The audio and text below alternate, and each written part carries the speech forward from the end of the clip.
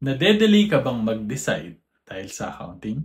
May kausap akong food business owner, sobrang frustrated. Every time magtatanong siya sa accountant niya ng, may pambayad pa ba tayo ng supplier ngayong linggo? Ang laging sagot, check ko muna sir.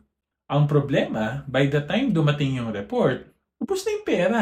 Ayun, napipilitan manghiram. Stress na siya, lugi pa. Pero nung nag-shift sila sa accounting automation, ibang usapan na. Kasi may dashboard na sila eh. As in, real time, kita agad. Ito yung cash on hand for today, ito yung papasok, ito yung lalabas. No guessing games, no surprises. Having these systems is like having Waze on your road trip. Alam mo kung saan ka tatamaan ng traffic bago ka pa man lumabas ng garahe. Mas makakapagplano ka at mas kalmado yung biyahe ng negosyo. Kaya kung accountant ka or business owner, tanungin mo sarili mo, gusto mo ba laging late yung info o gusto mo ng real-time clarity?